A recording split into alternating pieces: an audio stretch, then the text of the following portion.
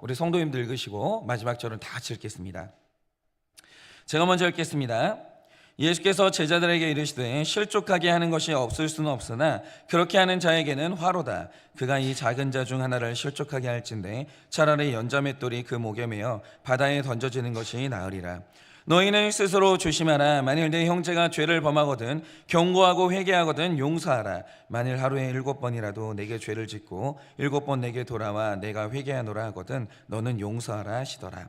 사도들이 주께 여짜오되 우리에게 믿음을 더하소서 하니 주께서 이르시되 너희에게 겨자씨 하나일 만한 믿음이 있었더라면 이 뽕나무더러 뿌리가 뽑혀 바다에 심기어라 했을 것이요 그것이 너희에게 순종하였으리라. 너희 중 누구에게 밭을 갈거나 양을 치거나 하는 종이 있어 밭에서 돌아오면 그더러 곧 와 앉아서 먹으라 말할 자가 있느냐? 도리어 그더러 내 먹을 것을 준비하고 띠를 띠고 내가 먹고 마시는 동안에 수종 들고 너는 그 후에 먹고 마시라 하지 않겠느냐? 명한 대로 하였다고 종에게 감사하겠느냐? 다 같이 읽겠습니다. 이와 같이 너희도 명령받은 것을 다 행한 후에 이르기를 우리는 무익한 종이라 우리가 하여야 할 일을 한 것뿐이라 할지니라. 아멘. 네, 저희가 어제 말씀을 끝으로 16장 말씀을 끝을 냈습니다. 그런데 이제 우리가 이제 묵상했던 것처럼 이 안에는 굉장히 중요한, 굉장히 유명한 이야기들이 있죠. 그러니까 돌탕과 집탕에 관한 이야기, 그리고 부자와 거지 나사로에 관한 말씀, 그러니까 이런 말씀들이 있었어요. 너무 믿지 않는 사람들에게도 유명한 이제 말씀들이죠. 그런데 이제 중요한 건 이겁니다. 이 두 가지 예화는 누구 들으라고 하신 말씀입니까? 이게 대상이 누구예요? 그러니까 언제나 성경을 쓸 때 이걸 받는 수신자가 누구냐 굉장히 중요하거든요. 그러니까 히브리서도 늘 논쟁이 됐던 게 뭐냐면 도대체 이 히브리서가 믿는 신자들을 향한 서신서냐 아니면 불신자들을 향한 서신서냐 이게 굉장히 중요했거든요. 왜냐하면 마치 히브리서 안에는 한 번 성령의 비치심을 받았다가 그가 타락할 수 있다 이런 메시지가 나오거든요. 그럼 이건 누구를 향한 메시지인가? 근데 지금에 와서는 이제 이게 정리가 되는데 그건 신자들을 향한 말씀이에요. 그러면 이 말씀의 의미는 뭔가? 우리는 한 번 받은 구원이 한 번 내주하신 성령이 우리를 떠나지 않는다라고 배우는데 그럼 이 말씀을 어떻게 해석할 것인가? 그거 중요해지는 거죠. 이런 식으로 오늘 우리가 이 말씀을 볼 때 돌탕과 집탕이 있어요. 그리고 어제 부자와 거지 나사로에 대한 말씀이 있었어요. 근데 이거는 누구 들으라고 하시는 말씀이에요. 그러니까 이거는 뭐냐면 제자 들으라고 하신 말씀이 아니에요. 이 말씀을 주신 대상이 누구냐면 바리새인이었어요. 그러니까 돌탕 집탕 예화에서 예수님이 더 신경 쓰신 사람이 누구냐? 이 예화의 청중은 바리새인이기 때문에 사실 이 예화의 중심은 집 나간 아들이 아니에요. 집 나간 아들을 정죄하고 있는 집 안에 있는 그 아들이 이 메시지의 핵심이었다는 거죠. 여러분이 말씀을 다시 한번 읽어보세요. 이 말씀은 집 나간 아들이 주제가 아니에요. 집 안에 있는 올바르고 바른 이 아들, 바리새인 아들, 이 아들이 이 이야기의 중심이었다는 거죠. 그리고 어제 말씀에서도 마찬가지로 부자와 거지가 나옵니다. 이 이야기의 핵심은 나사로가 아니에요. 거지가 아니라 이 이야기의 핵심은 부자예요. 그러니까 집안의 탕자 그리고 부자는 전부 이 설교를 듣고 있는 바리새인을 상징하는 거예요. 그런데 재미있는 건 예수님이 늘 바리새인들을 향해서 설교할 때 특징이 있는데 늘 비유 아니면 예화를 드시는 거예요. 이유가 뭐냐? 직선적으로 말하면 소화를 못해요. 그러니까 바리새인이 이렇게 수준이 낮은 거예요. 그러니까 어린아이들이 먹는 약을 보면요 어김이 없어요. 다 향이 들어가 있어요. 오렌지향, 포도향 이런 식으로 들어가 있죠. 왜냐하면 약한 애들은 쓴 약을 그냥 삼키지를 못해요. 마찬가지로 바리새인들이 다 자기가 자기한테 속는 건데 어떤 사람이 이제 쓴소리를 해준다라고 하죠. 못 듣잖아요. 자기가 품위가 있어서 못 듣는 게 아니에요. 수준이 엄청 낮으신 거예요. 그러니까 어떤 사람들이 나한테 얘기할 때 뭔가 설명할 때 뭔가 얘기할 때 엄청 뜸을 들여요. 길게 얘기를 해요. 막 예화를 들어요. 이유가 뭐냐? 여러분 불편한 사람인 거예요. 그러니까 편하게 말할 수가 없는 거죠. 예를 들어서 바리새인들을 향해서 집탕 돌탕 같은 예화를 쓰지 않고 그냥 직선적으로 이제 교훈했다라고 하죠. 야 저기 창녀 세리들도 죄인이지만 속으로 저희들을 무시하고 속으로는 돈 좋아하지만 그렇지 않은 척하고 있는 니들도 지옥 갈 죄인이야. 직선적으로 이렇게 설교를 했다라고 하죠. 뒤집어져요, 바리새인들은. 그날 예수님 죽어요. 그러니까 이 바리새인들은 쓴 소리를 그대로 삼킬 수준이 안 되기 때문에 말씀을 받지 못하고 혈기로 다 토해버리는 거죠. 그러니까 그러시는 분들이 있어요. 무슨 말만 하면 충격받았다는 거예요. 세상에 어떻게 저럴 수가, 어떻게 저런 말을, 목사님이 저런 말을. 그거는 그냥 본인이 수준이 안 되시는 거예요. 그래서 듣는 청중 중에 바리새인처럼 수준이 안 될 때 예수님은 언제나 예화를 통해서 말씀하셨고 늘 부드럽게 말씀하셨고 돌려서 말씀을 하시는 거예요. 그런데 여러분이 오늘 말씀을 보세요. 벌써 1절에 오늘 말씀을 듣는 청중을 딱 기록하는데 뭐라고 밝힙니까? 말씀의 시작이요, 제자들에게 이르시되 이럽니다. 듣는 사람이 제자예요. 그런데 제자들을 향한 메시지를 보면 특징이 확 드러나요. 아예 달라요. 그게 뭐냐? 제자들에게는 예화가 없어요. 굳이 그래야 될 일이 없는 거예요. 그냥 하시고 싶은 말씀이 있으면 직선적으로 하시는데, 뭐 이따가도 설명을 드리겠지만 정말 무섭게 하십니다. 정말 무섭게 하십니다. 이들이 들어야 될 말이라고 하면 뭘 향을 타지를 않아요. 직선적으로 하십니다. 그러니까 예를 들어서 막 예수님이 뭐 베드로에게 말씀하실 때는 사탄아 뒤로 물러가라. 그런데 유다에게 말씀하실 때는 친구여 이러시잖아요. 그런데 이렇게 하시는 이유가 뭐냐? 가까운 데 있는 사람은 함부로 해도 된다, 이게 아니에요. 제자란 쓴 소리를 그대로 삼킬 수 있는 수준이 되는 사람들이에요. 그게 제자인 거예요. 그러니까 예수님이 제자들을 향해서는 포장도 안 하고 물도 안 타고 쓰지만 영혼을 살리는 엑기스의 진한 말씀을 그냥 먹여주시는 거예요. 그게 어른이죠. 그런데 오늘 말씀을 보면 예수님이 제자들에게 용서받기가 힘든 죄 하나를 말씀을 하세요. 이거는 오늘 우리에게 중요한 말씀이죠. 그런데 이게 이 말씀의 뜻을 알고 나면 써요. 왜냐하면 대부분 우리가 이렇게 살거든요. 그러면 이 죄가 뭐냐? 여러분께서 오늘 말씀 1절을 언뜻 보시면 그 뜻이 이해가 안 가실 수도 있어요. 그러니까 이렇게 이 말씀을 하십니다. 실족하게 하는 것이, 남을 실족하게 하는 것이, 혹은 남을 실망시키는 것이 너희 인생에 없을 수는 없어. 그런데 그렇게 하는 자에게는 화가 있어 라고 말씀하시는 거예요. 근데 이게 맞는 어법이냐고요. 그러니까 이 말씀이 자연스러우려면 이렇게 해야죠. 야, 세상에 사람한테 상처 주지 않고 실망시키지 않는 사람이 어디 있어. 누구나 다 상처를 주기도 하고 받기도 하는 거야. 그러니 누군가를 실족하게 했다면 빨리 사과해. 그러면 해결돼. 뭐 이런 식으로 말해야 어법이 자연스럽잖아요. 그런데 오늘 말씀이 뭡니까? 다른 사람을 실족하게 하는 일이 너희 삶에 없을 수는 없어. 누구나 다 인생에는 다른 사람을 실망시켜.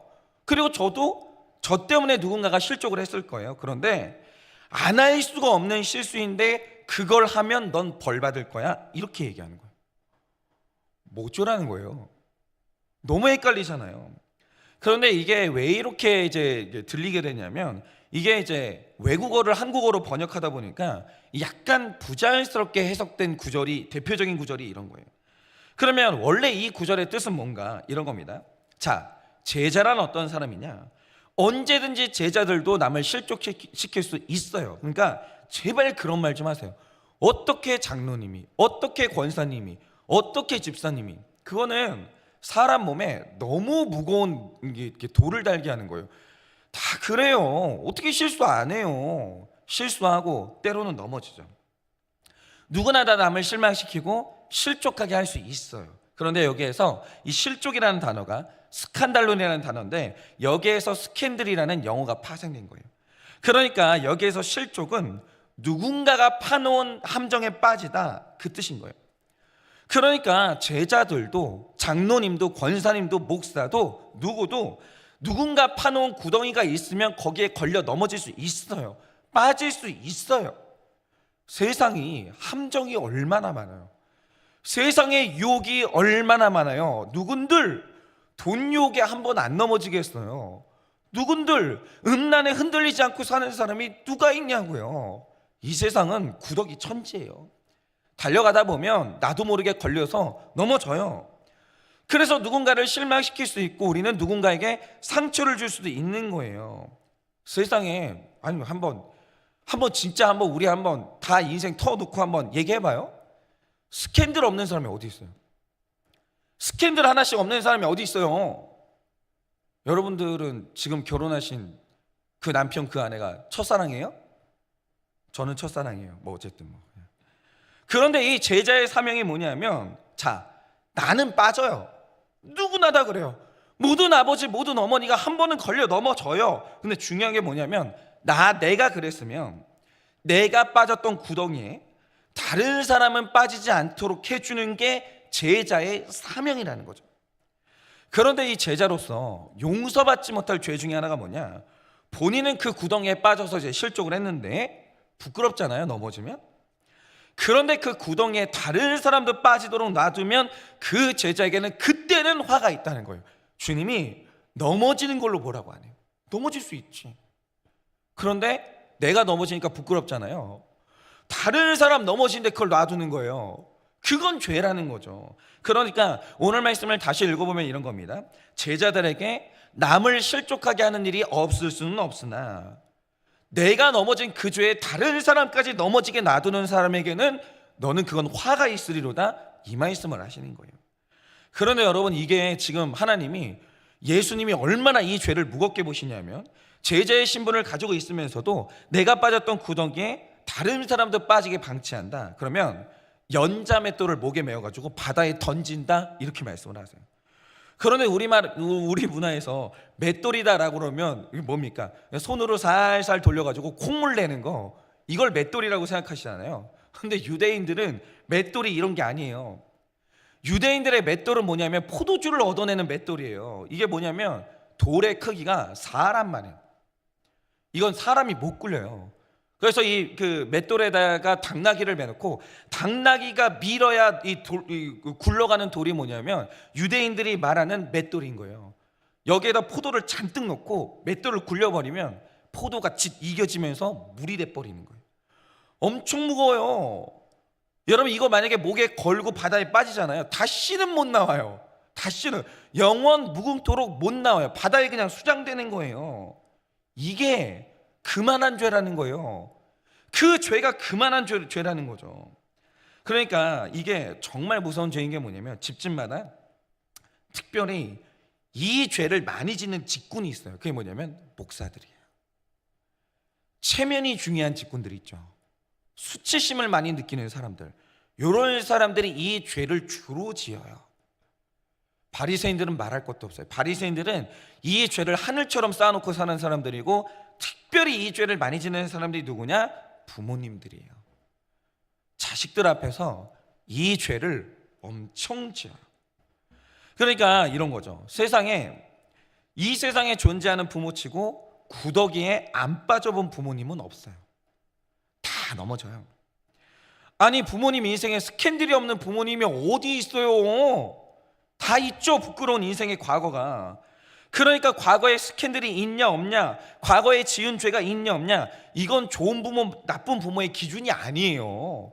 누가 그런 걸로 좋은 부모 나쁜 부모 나눠요? 그런 사람이 없는데, 어떤 부모도 다 실족한 적이 있죠. 그런데 오늘 말씀을 보면 작은 자를 실족하게 하는 부모가 있다라는 거예요. 그러면 가정에서 작은 자가 누구예요? 자녀들입니다. 즉 오늘도 부모님들이, 저 같은 목회자들이 짓고 있는 무서운 죄가 있어요. 그게 뭐냐? 내가 빠졌던 그 구덩이에 자식도 빠지게 만들고, 내가 고통받았던 그 스캔들을 자식에게 그대로 물려주는 거예요. 여기에서 나오는 말이 뭐냐? 가게에 흐르는 저주라는 말이에요.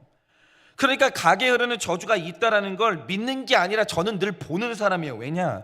우리 자녀 세대들이 죄를 지을 때 그 짓는 죄가 신기해요. 자녀들이 어떤 새로운 죄를 짓지 않아요. 얘네들이 짓는 죄가 하늘에서 똑 떨어지지 않아요. 그러니까 부모님들이 되게 많이 착각하는 게 뭐냐면 우리 집에 이런 사람이 없어요. 얘 완전 돌연변이에요. 이러는데 심각한 착각이세요. 자녀들이 어떤 죄를 짓잖아요. 왜 짓게요? 세상에 수많은 죄가 있는데 얘는 유독 그 죄를 지어요. 왜일까요? 이게 뭐냐면 부모한테 배운 건데 부모님이 그걸 모르시면 그분 지금 자기가 자기를 모르시는 거예요. 얘네들이 다 보고 배운 거예요. 근데 볼 사람이 누가 있어요? 부모님이라고요. 근데 부모님이 자기를 모르니까 자식이 자기 닮은 줄을 모르는 거예요. 그러면서 하는 말이 뭐냐? 넌 어디서 왔냐? 이렇게 기른 적도 없고 가르친 적도 없는데 넌 왜 이러냐? 영문을 모르는 거예요. 애가 지는 죄에 대한 영문을 모르는 건 이 무슨 뜻이냐면 부모님들이 자기를 모르는 거예요. 그러니까 이 부모님이 돈에 목을 매면 자식이 반드시 돈에 목이 매이고, 부모가 음란하면 자녀는 음란하고, 부모가 이혼을 하면 자녀도 가정생활이 힘들 때 이혼을 해결책으로 생각을 해요. 그러니까 내죄 보는 큐티를 하게 되면요, 자연스럽게 가정 중수로 갈 수밖에 없는 게 뭐냐면 말씀으로 내 죄를 보다 보면 신기한 게 있어요. 자녀가 보이기 시작해요. 이거 되게 신기해요. 말씀을 보면 볼수록, 하나님이 명하신 대로 말씀을 보면 볼수록 내가 보이거든요. 근데 내가 계속 보이기 시작하면 자녀가 보이기 시작해요. 저건 안 돼. 내가 이렇게 만들었구나. 그게 보이는 거예요.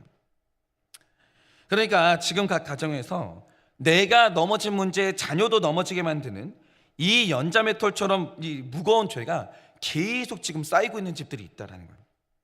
그러니까 이런 거죠. 예전에 제가 이제 우리나라 아이들 교육 문제를 심각하게 다뤘던 드라마가 있었는데 우리나라에서 엄청나게 인기를 끈 적이 있습니다. 그래서 저도 이제 그 드라마에 관심을 가졌죠. 재미도 있고 뭐 그러니까요. 그런데 만약에 애들 교육 문제를 드라마로 만들 때 그냥 계몽한다는 식으로 애들은 사랑으로 길러야 된다, 이걸 어설프게 말했으면 완전 망했을 드라마예요. 그런데 이게 현실을 너무 리얼하게 그려낸 거예요. 제가 그걸 어떻게 아냐면 그 드라마에 등장한 이 자녀 교육 때문에 자녀를 학대하는 부모님을 제가 만나봤고, 그래서 자녀들 중에 자해하고 우울증 걸리고 공황장애에 걸린 애들을 제가 청소년 사역을 하면서 너무 많이 만나봤거든요. 너무 리얼한 거예요. 그래서 제가 몇 편을 이제 관심 있게 봤죠. 그런데 거기에서 제가 눈여겨본 게 두 가지예요. 그게 뭐냐? 하나는 거기 나오는 부모님들은 다 잘났어요. 다 전문직이고 다 교양이 있어요. 가난한 사람이 없어요. 그런데 그 부모들 중에 과거에 실족하지 않은 부모가 한 명도 없어요. 스캔들이 없는 부모가 한 명이 없어요. 다들 열등감이 있고 상처가 있고 절대로 드러내기 싫은 비밀이 하나씩 있어요. 그런데 잘 들으세요. 하나님도 여기까지 죄라고 안 해요. 어떻게 안 넘어져요, 사람이? 어떻게 안 넘어져요? 다 넘어지죠. 여기까지는 하나님이 그럴 수 있어 라고 하세요. 그런데 문제가 뭐냐? 내가 빠졌던 그 구덩이에 자녀가 빠지게 내버려 두는 거예요. 여기서부터는 연자맷돌 같은 무거운 죄가 내 몸에 쌓이기 시작하는 거예요. 제가 그런데 그 드라마를 보면서 왜 우리 어른들은 자녀들에게 우울증을 대물림하고 열등감을 대물림하고 공황장애를 대물림하는가? 왜 내가 받았던 고통을 자녀들에게 대물림하는가? 이걸 봤어요. 그러니까 어느 순간 이 드라마에 나오는 그 엄마 아빠들 있죠. 문제 있는 엄마 아빠들, 그들을 표현하는 대사가 하나 나오더라고요. 그게 뭐냐면 제가 이제 한 번은 그 대사가 너무 중요해가지고 적어놨었거든요. 이런 대사가 있어요. 그러니까 다른 사람한테 이제 하는 말이에요. 이게 뭐냐면 나를 어떻게 살아야 되는지도 모르는 놈으로 만들어놨잖아요, 엄마가. 이러는 거예요. 그런데 이 엄마 탓을 하는 대사를 누가 했냐면 50살 먹은 대학병원 교수가 한 말이에요. 엄마가 하라는 대로 내가 살다 보니까 내 꼴이 오늘 이 지경이 됐잖아요, 이러는 거예요. 그런데 여기 나오는 이제 어른들의 똑같은 대사가 이런 거예요. 여기 나오는 어른들 중에서 자기 인생을 놓고 내가 잘못했어, 나 때문이야 라고 인정하거나 회개하는 사람은 한 명도 없고, 전부 다 먼저 하는 게 뭐냐? 다 숨겨요. 엄마는 그런 적이 없어, 아빠는 그런 적이 없어. 전부 다 숨겨요. 드러난다, 변명해요. 변명도 안 통한다, 책임 전가해요. 그러니까 자기가 살면서 실족하는 건 그럴 수 있는 건데, 문제는 뭐냐? 내가 살아온 길을 내 자녀가 그대로 따라오고 있는데 그 자녀들 앞에서 내가 구더기를 빠졌잖아요. 그럼 자녀들한테 야 여기 구덩이 있어, 아빠가 여기 빠졌었어, 넌 빠지면 안 돼, 이래야 될 거 아니에요. 그런데 거기 나오는 부모님들이 하나같이 하는 게 뭐냐, 구더기를 가려요. 나는 그 구덩이에 빠진 적이 없는 것처럼 연기를 해요. 그리고 아이가 그 구덩이가 있는 줄도 모르고 걸려 넘어져 딱 넘어진다. 그럼 이러는 거예요. 야 우리 집안 중에 그런 사람이 없어. 눈 뜨고 다니니? 너는 그런 거에 넘어지니? 난 네가 이해가 안 간다? 이러고 있는 거예요. 이러고. 그러니까 내가 빠졌던 구덩이가 이제 부끄러워가지고 안 보이게 다 덮어버리는 거예요. 그리고 애한테 책임 전가를 는 거예요. 넌 정신력이 약해, 아빠는 그런 거에 넘어져 본 적이 없어, 이러는 거예요. 그러니까 아이들이 부모님들을 졸졸 따라하다가 전부 다 그 구덩이에 똑같이 빠지는 거예요. 엄마 아빠를 믿었는데, 엄마 아빠 말씀대로 살면 나도 잘 살 줄 알았는데 그게 아니었던 거예요. 그런데 오늘 말씀 3, 4절에서 예수님이 강하게 말씀하시는 게 뭡니까? 그러면 이 가게에 흐르는 저주를 어떻게 끊을 수 있는가? 유일한 방법은 인정하는 거예요. 회개하라는 거예요. 그러니까 회개가 뭐냐, 이런 거예요. 집안에 맞아요, 부모님에게 어떤 일이 있어요. 부모님에게 뭐 수치스러운 실수들이 있죠. 없는 것처럼 하지 마시라는 거예요. 오픈하셔야 돼요. 그게 자녀들의 인생에 얼마나 큰 교훈이 되는지를 몰라요. 여러분 3, 4절을 보세요. 이게 뭘 강조하는 것 같으세요? 누군가가 너에게 하루에 7번 죄를 지었는데 7번을 회개해요. 그럼 이때 이 회개에 대해서 하나님이 어떤 반응을 명하십니까? 회개에 대한 반응은 두세 개가 없어요. 딱 하나밖에 안 주세요. 용서밖에 없다는 거예요. 그런데 왜 하나님이 용서를 이렇게 강하게 말씀하십니까? 회개에 대한 하나님의 반응은 하나밖에 없기 때문이에요. 용서밖에 없어요. 다른 대안이 없어요. 하나님은 회개하면 용서해요. 어떤 죄도 회개하면 용서라는 결과를 끌어내는 거예요. 회개하는 사람의 인생에 정죄는 없어요. 회개하는 사람의 인생에 문제는 반복되지 않는 거예요. 가게에 흐르는 분노와 저주는 끊어지는 거예요. 이게 회개의 능력이에요. 그래서 우리가 자녀들에게 물려줄 수 있는 최고의 유산이 뭐냐? 회개하는 모습을 보여주는 거예요. 인정하는 거예요. 돌이키는 거예요. 아빠 때문이라고 말해주는 거예요. 아빠의 삶에, 엄마의 삶에 내가 어떤 일로 넘어졌는지 말해주는 거예요. 그런데 내가 예수 만나, 나는 어떻게 용서받았고 내가 어떻게 회복했는지 그걸 말해주는 거, 이게 최고예요. 회개만한 능력이 없거든요. 하나님하고도, 여러분 사람이 하나님하고 죄를 지으면 축복 못 받습니다. 그가 구원받은 신자라도, 구원받은 택한 이스라엘이라도 만약 그가 회개하지 않으면 그는 사는 날 내내 광야를 걸어야 돼요. 하나님이 약속하신 언약의 축복을 단 하나도 받을 수 없어요. 그런데 그게 그 저주가 딱 끝나는 유일한 방법이 있죠. 회개하면 돼요. 이스라엘 백성들이 그렇게 불순종의 죄를 저질렀지만 그들이 2달 만에 회개했으면 광야는 2달로 끝나는 거예요. 1달 안에 회개했다, 1달로 끝나요. 어제 지은 죄를 오늘 회개했다, 오늘로 끝나는 거예요. 회개가 얼마나 대단한 능력인 줄 모르는 거예요. 왜 회개를 저항해요? 왜 회개를 거부해요? 회개의 결론은 용서밖에 없는 거예요. 해결밖에 없는 거예요. 회개만큼 좋은 게 어디 있어요? 그런데 있잖아요, 회개하자 이러면 난리가 나요. 난리가.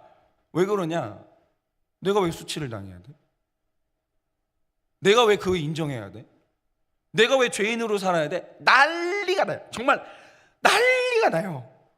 그러면서 다들 있잖아요, 나는 죄를 지은 적이 없는 듯, 인생의 실수가 한 번도 없는 듯, 날마다 책임 전가하고 남 탓하면서 그런 식으로 피해자인 척 이러고 사니까 자녀들의 인생에 똑같은 문제로 넘어지는데 얘네들이 회개를 배운 적이 없으니까 문제가 해결이 안 되는 거예요. 하나님하고 관계가 회복될 방법이 없는 거예요. 부모님이 그걸 보여준 적이 없으므로 늘 거짓말해요. 늘 포장해요. 아니 그러니까 이런 거예요. 사람이 하지 말아야 될 짓을 했으면 혼나면 되잖아요. 그럼 빨리 끝나거든요. 근데 그거를 숨어서 해요. 늘 뭔가 숨어서 해요. 안 들키려고 노력을 해요. 그만큼 죄책감과 정죄감 때문에 괴로워야 되거든요. 자녀들한테 그걸 그대로 물려주는 거예요. 너도 숨어서 해. 너도 변명해. 너도 도망가. 너도 회피해. 자녀들이 내 인생보다 2배는 힘들어지는 거예요. 그러니까 자녀들 앞에서 부모가 해야 될 가장 큰 사명이 있어요. 그게 뭐냐면 내 구덩이를 하나씩 하나씩 보여주는 거예요. 내가 거기에 걸려 넘어졌던 내 과거를 인정하는 거예요. 그리고 자녀들에게 여기서 어떻게 하면 빠져나올 수 있는지 이 방법을 알려주면 이 아이들은 그 구덩이를 피해가거나 잠시 걸려 넘어져도 엄마 아빠보다 훨씬 더 빨리 일어나요. 훨씬 더 빨리. 그것이 바로 회개의 능력이고 가게에 흐르는 저주를 끊어내는 유일한 방법이에요. 그런데 만약 오늘 여러분들이 나는 그런 적이 없는 것처럼, 나는 한 번도 넘어져 보지 않은 인생인 것처럼 그런 식으로 여러분들이 자기를 포장하고 거짓말하면 그 구덩이를 자녀들에게 그대로 물려주는 거예요. 그리고 얘네들은 일어나지를 못해요. 우리 엄마 아빠는 넘어져 본 적이 없는데 나는 넘어졌으니 난 너무 이상한 인생이구나. 나는 완전히 패배자고 실패자구나. 너무 부당한 감정에 애들이 휩싸이는 거예요. 그러니까 이게 저도 예외가 아닌데 살다 보니까 저도 어느새 한 아이의 아버지가 됐어요. 어저께 어떤 일이 있었냐면 분명히 제 딸이 이제 3학년이거든요. 분명히 작년까지는 엄마 성향이었어요. 애가 단순하고 그냥 이렇게 밝고 노는 거 좋아하고 이랬는데 진짜 깜짝 놀란 게 뭐냐면 3학년이 딱 되는데 성향이 저로 변해 있는 거예요. 그 얘가 어제 저한테 친구 문제를 진지하게 이제 상의를 하는데 완전 저인 거예요. 그게 뭐냐면 모든 문제를 다 자기 탓으로 생각해요. 객관적으로 보지 못하고 완전히 그냥 계속 자책을 하는 거예요. 나 때문이야, 내가 다 망쳤어 막 이러면서. 근데 그게 의로움인 줄 착각하는 거예요. 의로움이 아니거든요. 이게 뭐냐면 착한 코스프레 하는 거예요. 그러면서 내 책임이야, 내 책임이야 그러면서 자기 죄를 이런 식으로 교묘하게 안 보려고 하는 거예요. 그래서 제가 얘를 앉혀놓고 이제 한 게 뭐냐면 아빠가 어릴 때 아빠는 사랑받지 못했어. 우리 집에 형도 있었고 동생도 있었는데 형하고 동생 큰아버지랑 작은아버지는 되게 사랑받았어. 교회에서도 사랑받고 여기저기서 사랑받았는데 아빠는 사랑받지 못했어. 근데 아빠가 왜 사랑받지 못했냐면 차별받은 게 아니라 아빠가 사랑받지 못할 사람이었어. 아빠는 오기가 되게 많았고 날마다 그냥 이렇게 막 잘못한 걸 정직하게 보는 게 아니라 그냥 제가 잘못했어요 그러고 그냥 거짓말로 넘어가고. 아빠가 이런 식으로 했어. 그러면서 어제 제 딸이랑 저랑 가만히 앉아가지고 오늘 예지가 친구 문제로 힘든데 네 잘못은 뭐 같아? 근데 네 잘못이 아닌 건 뭐 같아? 근데 너는 왜 자꾸 다 모든 게 네 잘못이라고 그런 식으로 얘기를 해? 이거를 길게 얘기했어. 그러니까 얘가 마지막에는 아빠 너무 힘들어 오늘 여기까지만 해 뭐 이러더라고요. 근데 전 그게 너무 감사했어요. 아버지가 어릴 때 사랑받지 못했다는 거. 저는 사랑받지 못하는 자녀였거든요.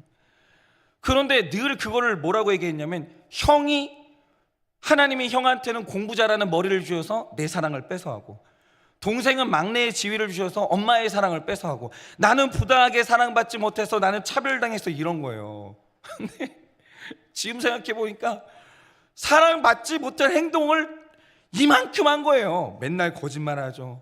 부모님이 공부하는데 공부는 안 하죠. 그러면 교회 가서는 좋은 주일학교 학생이었냐? 그것도 아니에요. 주일학교 예배 시간만 되면 뒤에 가가지고 그렇게 떠들죠. 누가 사랑해줘요? 누가 사랑해줘요? 지가 다 만든 일이면서 꼬여가지고 그래놓고 나는 부당하게 차별받았다고 이러고 있는 거예요. 그러니 누가 사랑을 해주냐고요? 누가 사랑을 해줘? 다 말해주는 거예요. 그리고 앞으로 이제 제 딸이 이제 크면은 제가 이 아이에게 해줄 말이 너무 많아요. 너무. 아빠가 가졌던 음란의 죄, 아빠가 저질렀던 이 물질 욕심. 아빠는 너가 뱃속에 태어나자마자 복권 긁었다 야 너무 불안해가지고 뭐 그런 거 해줄 얘기가 너무 많아요. 근데 제가 이 이야기를 왜 해야 되냐? 너는 넘어지지 마. 너는 아빠보다 훨씬 거룩하고 훨씬 아름다운 인생 살아. 아빠가 이 구덩이 여기에 넘어졌으니까 이거 봐봐. 너는 이거 보고 피해가. 이거를 말해줘야 되는 거예요. 아무리 수치스럽고 아무리 부끄러워도 말해줘야 되는 거죠. 우리 성도님들한테도 이제 제가 해야 될 일은 그거 같아요. 무슨 완벽한 목사인 척하면서 이제 그거 아닌 거 다 아시잖아요, 그죠? 무슨 뭐 세상에 뭐 완벽한 목사인 척 막 기도를 하루에 막 2시간씩 하면서 하늘문을 열어 제끼는 그런 목사인 척 하면서 막 있잖아요. 막 왜 당신은 그거밖에 안 되십니까? 믿음이 없으시군요. 이거만큼 하지 말아야 될 말이 없는 거예요. 아니죠. 제가 어떤 거에 넘어지고 있고 어떤 거에 유혹에 흔들리고 있고, 그래서 우리 성도님들이 어디를 피해 가야 되는지 그걸 보여주는 게 인간 목사가 할 일이고, 완벽한 우리 신앙생활의 모델은 예수님밖에 없는 거예요. 내가 닮아야 될 건 예수님 보시고, 그럼 내가 닮지 말아야 될 건 인간 목사 보시고, 그리고 신앙생활을 하면 된다라고 저는 생각을 해요. 그래서 오늘 마지막에 여쭙고 싶은 게 있어요. 여러분들이 지금 자녀들한테 다음 세대에게 뭐를 물려주고 계세요? 혹시 구덩이 물려주고 있지 않으세요?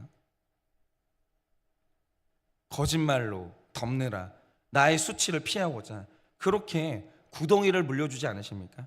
아니면 구덩이 피할 길을 물려주십니까? 이 시간 회개함으로 그 구덩이에 빠졌던 나를 인정하시고 그 구덩이를 오픈해서 최소한 자녀들은 내가 빠졌던 구덩이는 피할 수 있도록 해주는 정말 아름다운 어른들 되어주시기를 예수님의 이름으로 축원합니다. 이 시간에 제가 기도하고 축도함으로 예배를 마치겠습니다. 기도하겠습니다. 하나님,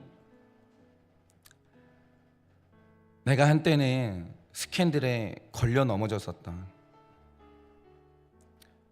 음란의 스캔들, 돈 욕심의 스캔들, 거짓말의 스캔들, 중독의 스캔들, 이런 스캔들에 걸려 넘어졌던 나 자신을 오픈하는 것이 너무 어려운 일입니다. 그러나 주님, 오늘 하나님께서 우리에게 말씀하십니다. 그것은 너의 사명이야. 이 땅 가운데, 우리의 삶 가운데 그런 구덩이가 있었던, 내가 빠졌던 구덩이가 세상에 존재한다는 것을 알려주지 않으면 어떻게 다음 세대가 그 구덩이를 피할 수 있겠냐라고. 네가 한번 걸려 넘어졌던 그 구덩이가 있다는 것을 말해주고 오픈하는 것은 우리의 사명이라고 오늘 그렇게 말씀하여 주십니다. 하나님, 오늘 우리는 자녀들에게 무엇을 물려주고 있습니까? 나의 지체들에게 어떤 길을 보여주고 있습니까? 바라기는 우리는 넘어져도 됩니다. 우리는 이미 넘어졌습니다. 그러나 우리의 다음 세대들에게, 나의 뒤를 따라오고 있는 우리 성도들에게 그 구덩이를 보여주고 회개의 모습을 보여주어 최소한 다음 세대는 그 구덩이에 빠지지 않고 그 길을 피하고 우리보다 훨씬 더 아름다운 거룩의 길을 걸어가게 만드는 우리 모든 제자들 될 수 있도록 은혜를 허락하여 주시옵소서. 지금은 우리 주 예수 그리스도의 은혜와 하나님 아버지의 그 크신 사랑과 성령님의 위로하시고 교통하여 주시는 그 역사하심이 오늘도 회개를 온몸으로 보여주어 다음 세대는 나보다 훨씬 아름다운 길을 걷게 하는 아름다운 제자가 되기를 원하는 사랑하는 모든 제자들의 머리 위에 지금으로부터 영원 무궁토록 함께 있을지어다. 아멘.